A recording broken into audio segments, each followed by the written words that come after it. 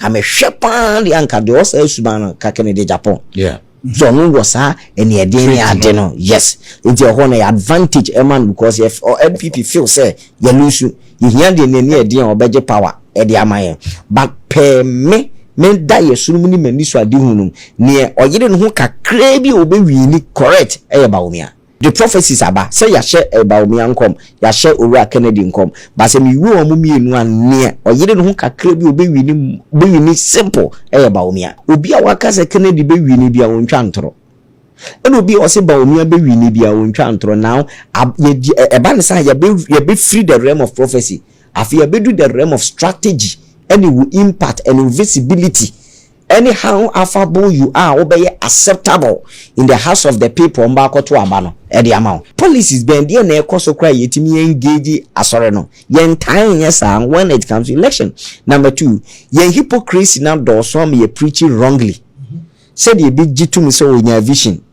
Na wantia si ye inte man commission ame muno. Sounds will be sweet to teaching. No one tears ye no manchiri moon amen because yama politics na your time any consequences of for your president any consequences sorry penny the order who kwama you saying because he be the attempt because omu nyina ya kromfo ade the fact is say ya kan osunsun so obi be lose no doesn't mean say besi you can turn it and that the fact is ya ka so obi win doesn't mean say we you can turn it.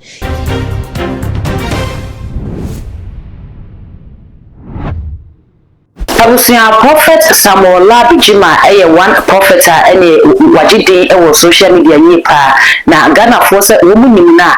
yenim prophecy e fa say o tufu mobile counseling nyansa sem kan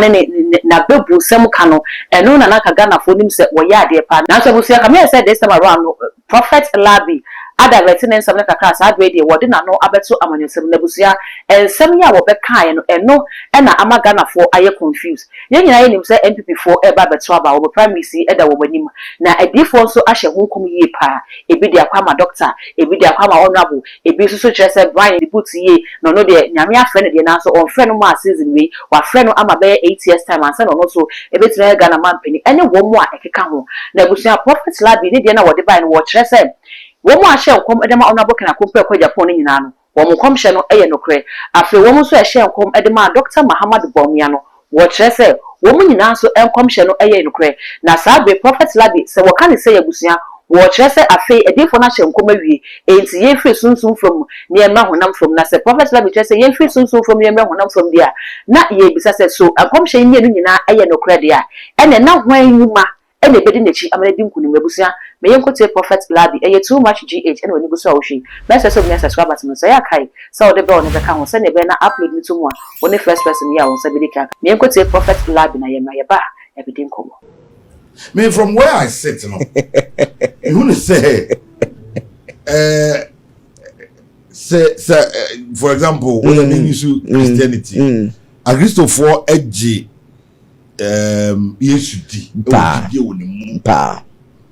na se ono ene Yesu su bia no ye nyina ye hwea why can't the Christians say 96.3 entino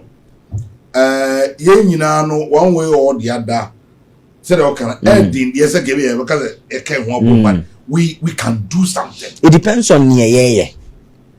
It depending on yen as a church we also think say adie we are ye be beneficial adie maye e funny say ABI see hospital kwame wontimi nkan say churches be request is hospitals am to the point say CC prison ebebo mine the so still the church got insulted for building prisons. Yeah. So it to the dia wo your mind no it depending on ye members may touch on many other things even including the National Cathedral say ye wo ye mu Christopher ni bi kura no yesu nyame kura na ne mabu ho we don't side with it because obu ho enye na sorry na AD anim it within us in our unity kura ni over down we are also divided it no ye wo bibi e de ma sorry any wo bibi mfu anke mfa nse de ma police fo ana say asoja fo aye ka ho asem anke be yi on say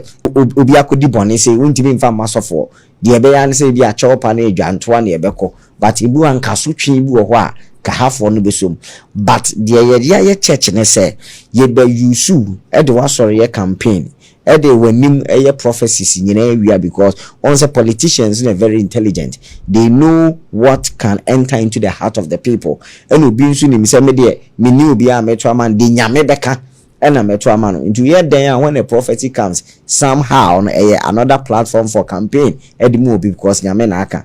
After that yen shede nya software ye no move to say campaign time and say ene mo nso mo fa mo adwene emra ne emfa mpem ne enye oman ne ye nti na software bu ho an ye yi o mafrim ye nananom bebiro ho an ye yi o mafrim ye nuanom nkamofo bebiro ho an ye yi o mafrim but wo hwe the involvement campaign time na enye saa na etie ebra ya campaign na win as if say as insu atawie ntichinye ho nhye dan nya bio. That is what is happening. But I believe that there are a lot of things. And I made the suboni pin so my union or Christianity into me them. Sometimes we want to brag, say men I can't say we be ban or buy. Attainance, may imagine them say there must be maintenance. In the ocean common man by we and a year then. You say what come and then did you also keep connection with the person? Said ye be ya obe reminding for the reason here your man be a buy. To be away no last year me kan bem we say me kan bem but nipa na wo kan bem ko be background na membu nko ano aye no west e na prophecy na wo kan na bem no fa so be na dia maye as a nation. So I believe say nyame enam mo so ye nyoma yie say enko wie nkomhye nko a enko wie asore dem nko a but wherever we are no ye be exhibit ye ngidie no aye wom either say kremo ana say jamsuma na ye gu nsampo a dwom me bisa questions we because also pass say actually say now can the politicians so they run to the church definitely mu ye din ye pese ni ma bi koso. For example, Corona by churches played an instrumental role. What is a basabasa Ibia man home so what is a penny? I mean, they call on the church to do so many things. And then why if the church have that capacity, no, that wisdom, no, the technical know-how, no, to help the nation like that, why should the church then take a back seat? Meti asie pa but the point yen take it back seat to yen ye pian ahye ho and no say yetimi but the church have accepted no from go hwe yetimi ma your reserve player to the sense of your first be bokra na o ya rase so eti wo ma church ne tene kira afi wo di bibi be sha asore ne nsakura no ndimi me ye ni yie na afi no so de adapa atwa e de abreye so policies bend there na ekoso kra yetimi engage asore no yen time yes when it comes to election. Number 2 yen hypocrisy na do so am ye preaching wrongly said ye big jitum so onya vision na wanti ase yi ntema nkomhye no amemu no sanso obi nso timi nya teaching na wanti ase yi no amanchiremu no amem because yama politics na ye time eni kwan se sofo ye president eni kwan se asori pani de odo ho kwa amanyo sem because e be di atem because omu nyina ya kromfo ne ade ne ye ya suma yen wo wiase. Is it not